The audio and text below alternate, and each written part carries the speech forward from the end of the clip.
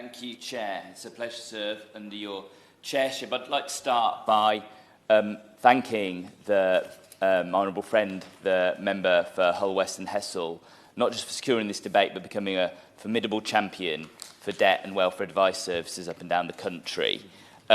We are in the middle of a perfect financial storm. Increasing taxes, soaring inflation, the gas price crisis, the end of furlough, the removal of the universal credit uplift, the list goes on. As a nation, our finances are being squeezed tighter than ever before. An increase in personal debt is what we have to show for it. At least 7 million adults are currently behind on at least one household bill. The Bank of England has told us to expect a sharp increase in defaults on household and business loans, as well as a coming sharp rise in the cost of energy over the winter. Perhaps it's unsurprising then that the newly crowned most popular ever show on Netflix revolves around the central theme of crushing personal debt. But make no mistake, whether through malnourishment, fuel poverty, or most commonly through mental health, debt does kill.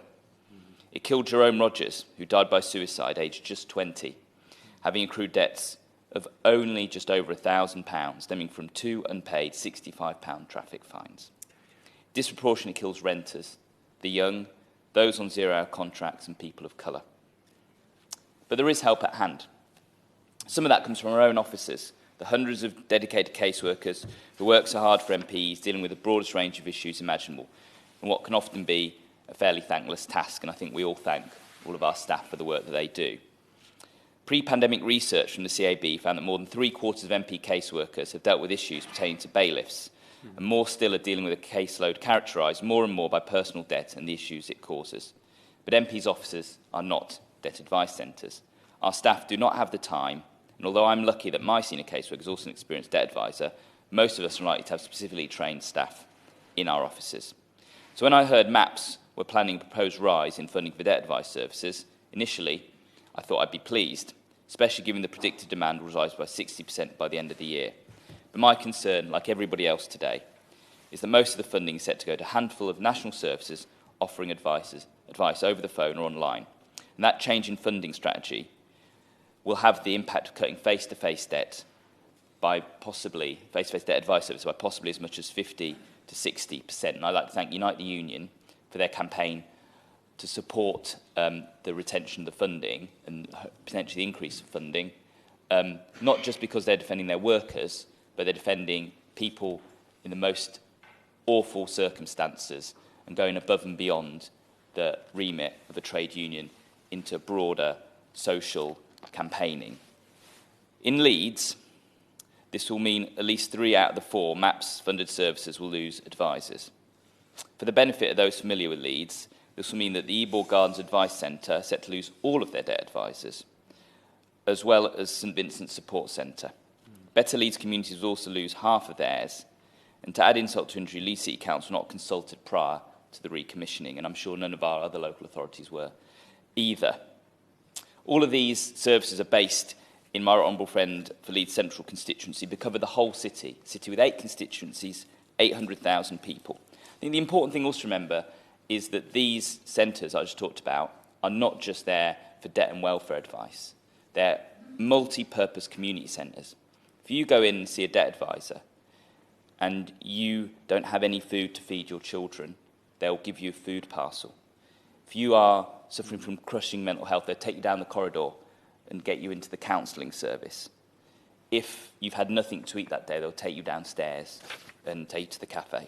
So I'm just getting slightly emotional because I've got a lot of experience with these organisations, thinking about the people that I know that have been through these services. If you need to go to court, they will physically go to court with you and hold your hand in the court and support you through that process. An absolutely awful experience for everybody that has to go through it. These are multi-service community centres. They cannot be replaced by a screen or a phone. And that is something that the Minister really needs to think about.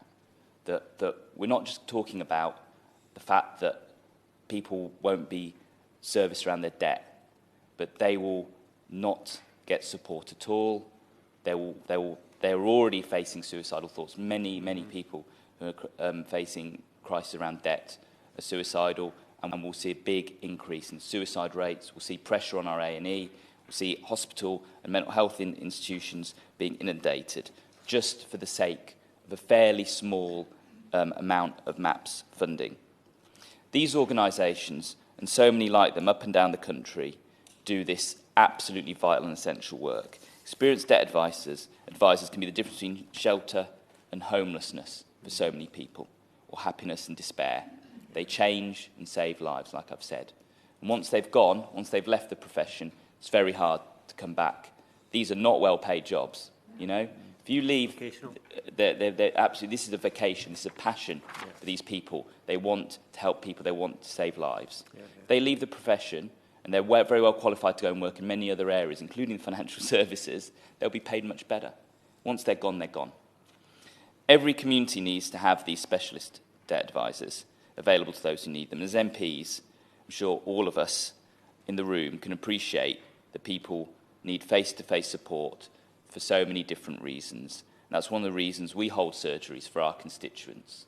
You know, but we can't be the last emergency service. We need these specialist services. So I'm asking the Minister today to stop the procurement exercise, re-tender it with a priority for face-to-face debt advice as well as online and phone, so we can get the services people need, so we can avoid a potential crisis with a severe loss of life in this country. Thank you.